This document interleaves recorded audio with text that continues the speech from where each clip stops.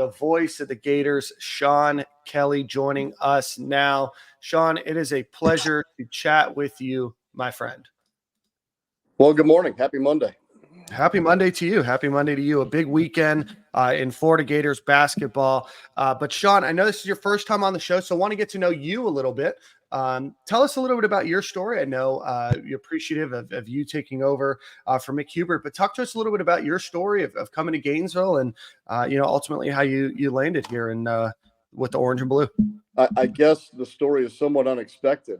After a long run with the New Orleans Pelicans and Saints, I went to ESPN full-time in 2019 and was working there on a variety of sports and was really in negotiations for my next ESPN contract when Mick retired. And the news came out of the blue, and then the contact for my interest or whatever was certainly unexpected. But the more I looked at it, the more I liked the idea of it. And especially with me staying at ESPN in a smaller way, the Florida job was even more attractive. So there weren't many jobs I would say that I was going to leave that situation for, but Florida would be on that list. And so it's worked out really well.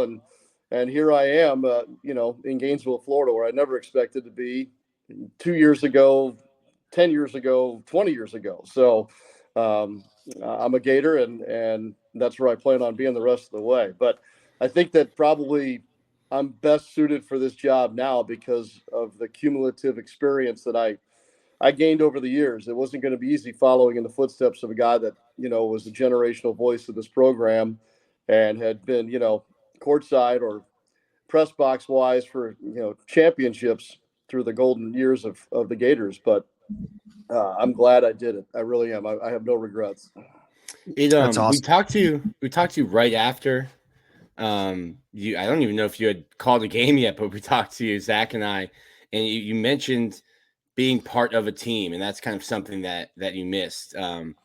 A year and a half, a couple seasons into it now, do you feel part of that team? Even, especially when you then go to Yankee Stadium and you're flying in, you're calling a game on Sunday night for the radio, and then you're back out of New York or wherever ESPN takes you.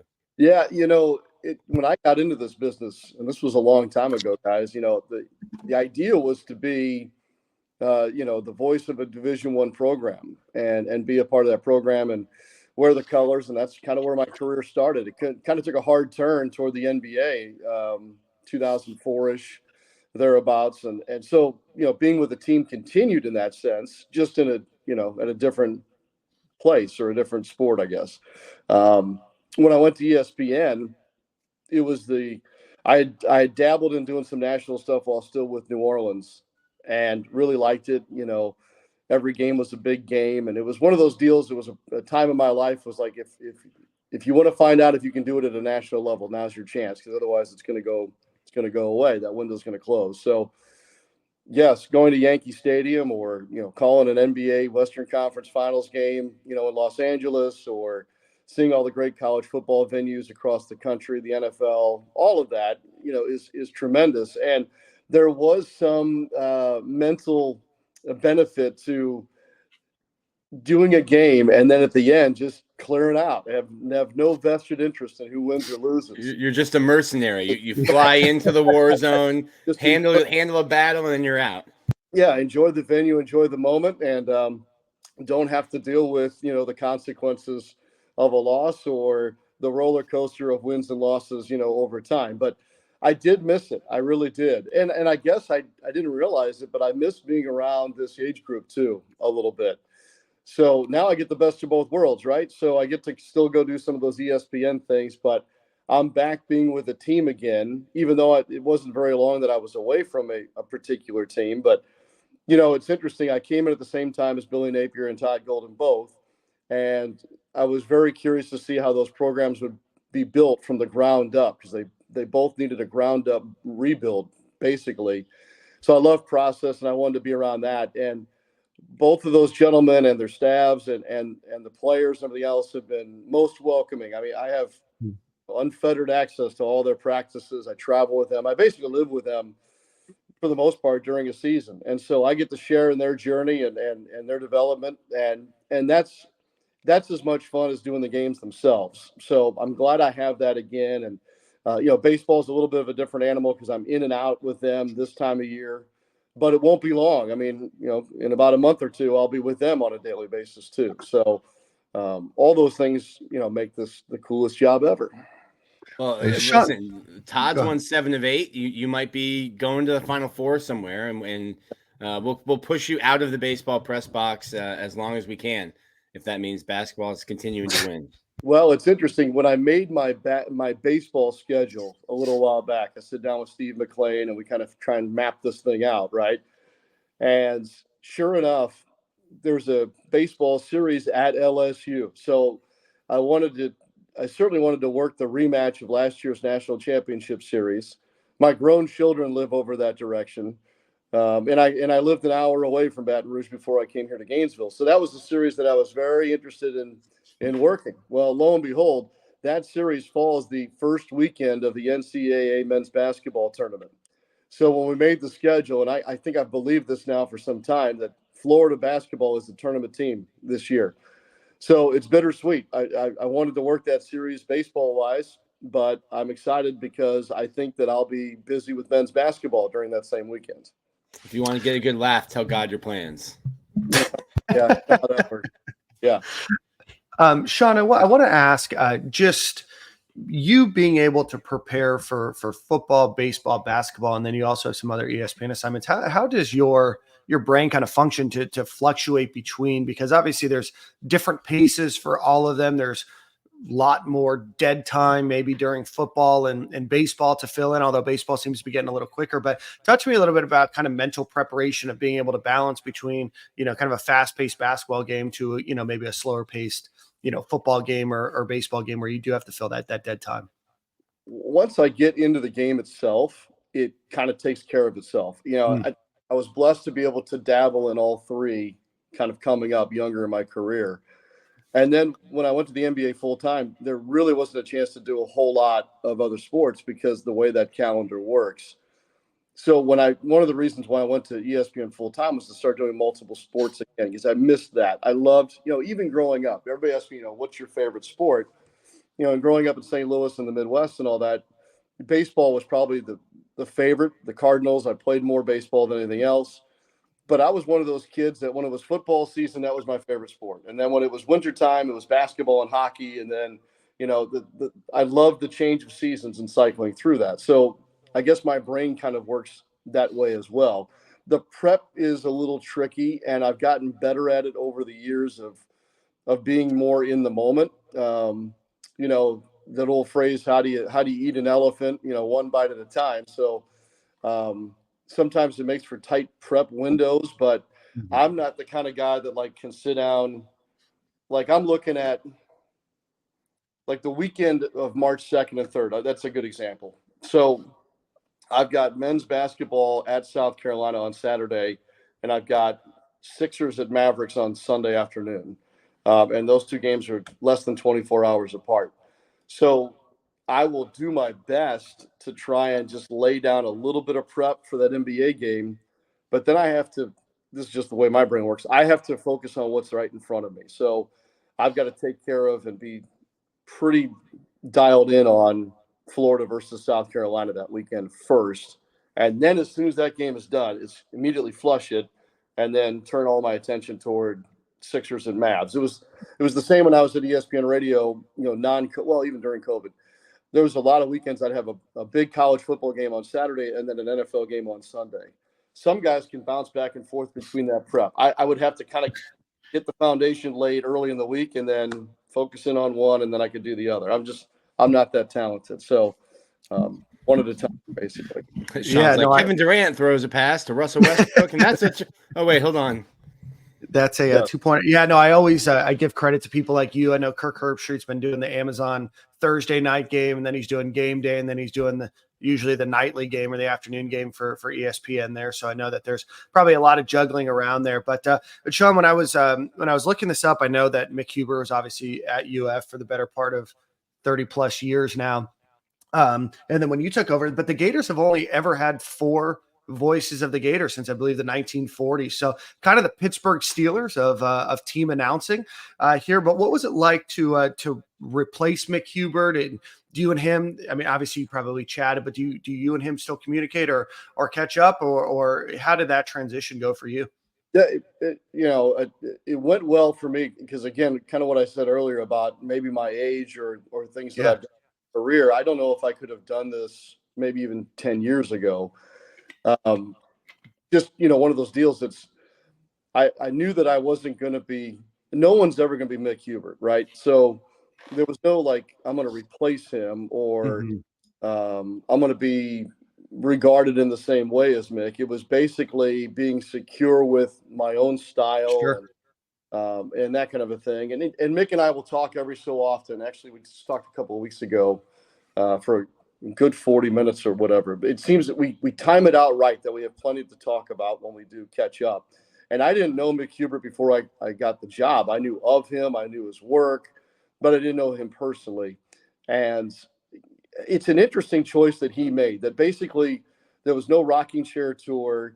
He doesn't even live in Gainesville anymore. So there was no kind of like, voice of the Gators emeritus. It was a clean, I'm out. Yeah. Good, and I'll follow when I want. Otherwise I'm playing golf and working at the church and spending time with my wife. And that's exactly what Mick has done. And I think he's very happy in that sense. And for me, maybe in some small way that's helped a little bit, but I always want to acknowledge, like, his 70th birthday was this past Friday. So I wanted to make sure on Saturday that we acknowledge that on the air. There's no denying, who he is and his tenure. And you're right. I'm one of 4 with 3 of us living. It's interesting. There's a local commercial spot now running that has all 3 of our voices on it. Oh, wow. And that's going to be truly unique, so Quality Plumbing in Gainesville is celebrating their 40th anniversary. So we found a way to what's transpired in that 40 years. And one is, David Steele, then Mick Hubert, and now me. So that was a very interesting project to have the 3 of us collaborate on that. But, kind of back to what I was saying is I knew what my style would be. I'm now kind of set in my ways in that sense. And it was great because I was nervous before the very first football game I did here for the Gators. I'd done other Florida games, but, being the voice of the Gators, it felt good to be nervous again. Like, don't you want to have kind of that chill a little bit? Not scared, but just nervous. I think it's a healthy thing. And so that felt right and felt good. And here we are. And so I'm sure there are some that, will say, well, you're no Mick Hubert. You're right. I don't want to be Mick Hubert. Yeah. But I think that most of the fans and certainly the people I work with have been very, very gracious and very supportive. And I've felt welcomed. And, that big moment will come at some point where, maybe Gator fans would love it, but I would get a chance to call some of the big moments like Mick did. Yeah. Did young Sean Kelley want to grow up and be a play-by-play caller? Like, what was your childhood dreams? Yeah, comes an age for all of us, right? That you figure out that, guess what? You're not going to be in the major leagues. You're not going to play pro basketball. So yeah. I love sports so much that I wanted to find a way to stay in it. And in high school, I grew up in a house where the game was always on, whether it was actively being listened to or it was just kind of background noise. And when you grew up in St. Louis, you're around these voices, right? Jack Buck and Mike Shannon. Dan Kelly was the voice of blues hockey. Bill Wilkerson was the legendary voice. He did Missouri football and some Big Red football. So the one thing that really stood out was they were not only ambassadors of the team, but they were ambassadors of the city too. And then when I kind of locked in on that in high school and then off into college, then you start to see what these Division I announcers are like for their schools and their towns. And it's very similar, just on a smaller scale. And that intrigued me as much as anything else. And then, you're going to pay me to go to all the games and travel with the team. And I was in, so I was hooked. So thankfully I found a way to work my way into some pretty good spots. What was your first game? You do a Pop Warner game, a high school game? Like, were you nervous? What was that like? What are the minor leagues for an up and comer? Yeah. Like, it's funny that you say minor leagues and whatnot, because I'm sure it chaps some people's butts that I've done Major League Baseball, but I didn't come up through minor league baseball. And we're seeing more of that today. All the paths or the ways that I came up through don't seem to matter anymore. And so a lot of times when young people come to me and say, hey, what should I do next? Or, what was your path and how do I follow that? I'm like, I'm sorry, I can't help you, because those things are gone. I mean, it used to be the old Kevin Bacon 6 degrees of separation, right? That's how you network this thing. That's how you get your next gig, all those things. The first thing I did, though, was Southern Illinois University women's basketball. That was my first play-by-play job. Go Salukis. Go Salukis. And so, you ride the bus. I learned real quick how you should conduct yourself around a team, how you should travel, all those things. And then you just never say no, right? Then the next thing you know, it's, hey, let's do some high school football or high school basketball, or host pregame, halftime, postgame for the big network. And you just start kind of just stacking these chips on top of each other. And that's kind of how it progresses. But that first play-by-play job, there's a tape somewhere, and I hope it never surfaces. We're on it. Yeah. I hope it never surfaces. Some would say that I'm so old that it's probably on some reel-to-reel somewhere, but I'm that old. I'm sure it wasn't very good. But I kept at it. So lucky for you, Sean. I don't think we have the machine that plays that kind of tape anymore. Yeah. No, there's like if you're old enough, you know what a cart machine is too. That's another old radio thing too. So it is interesting that you mentioned that, because I get asked a lot, hey, how'd you get into your job? And when I was in journalism school, it was, you're a fly on the wall, you do this. And at the time I was in college, Bill Simmons was just becoming popular. And he was an unabashed Celtics fan. And it's like, hey, he's a national writer who is openly cheering for the Celtics. And this is like, what is this? And now there's so many different ways. Before it was like you go to college, you write for the paper, and then you hopefully get to cover traffic or hopefully get to cover high school somewhere, and you pay your dues. And now there's just so many different avenues. Ethan Ivey is at the game on Friday, and they have a student radio network, and that's a way to do it. Or you can just start a YouTube channel. So there's so many different ways to kind of get into our business now, that you don't have to go these traditional routes, that I didn't even do a traditional route. I've never worked for a paper. I've always worked for online internet essay blogs. Right. Right. Must have been a good guy that got you that good job, Nick. Shout out to Dan for getting me my first job. No, in that sense, the digital world has made this a more welcoming place. And I think it's actually helped to diversify our business in a better way. Because, when I was coming up, kind of like you were talking about with regard to a traditional media outlet, your opportunity to call a game was based solely on would some local radio station would ever give you the chance to do it, let alone the equipment to do it. The old stories about Bob Costas and I probably did it too. You'd get the little tape recorder and you'd go up in the stands. You'd kind of call the game from the stands. That was really the only organic way to do this.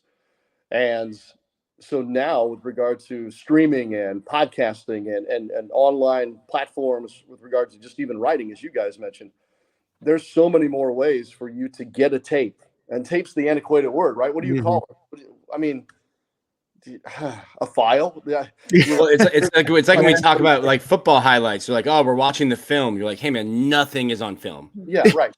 Film. There's no tape. It's here's my link. That's that's kind of what this is now. Like, it's interesting. Frankly, guys, I hope that I've made my last demo reel ever. God willing, I don't do that ever again. But even just kind of having that last one, my agent, thank God, had my demo reel or link for them to listen to here at Florida. So the days of trying to put those things together, or clip file or whatever, it's just different than what I came up with. It's crazy times. Well, Sean, I know that you're busy. I know that you've got a busy week ahead of you. We appreciate your time coming on today. I know that the Gator faithful is excited to listen to this interview as well, and it's been fun watching you continue to grow and be the voice of the Gators. So thank you so much for your time today, and we will hopefully chat with you soon. And best of luck on what I would imagine is quite a busy next couple of months for you. Yeah, I call this the crazy 8. Okay, so past week is the start of the busiest 8 weeks of the Gators athletic calendar. When you look at how that, so we're 1 week into the crazy 8, and then when the crazy 8 is done, that's when I start NBA playoff stuff too. So glad you got me now, because it's probably time. We'll send you a couple Starbucks gift cards in the next couple of weeks. I appreciate it. Hey, big one for Florida on Tuesday. We'll see how this goes against Alabama. We're going to learn a lot. Absolutely. Hopefully you get your big Gator moment this tournament with the basketball team. Maybe so. Maybe so. You meant baseball's second game of the year at UNF. Thought that was what the big one is. I'll be driving up there because their TV situation at UNF is not great. So I'll be driving up to Jacksonville for that one. Enjoy that. Hopefully it won't be raining, because that was a real bummer this past weekend. That's for sure. Yeah.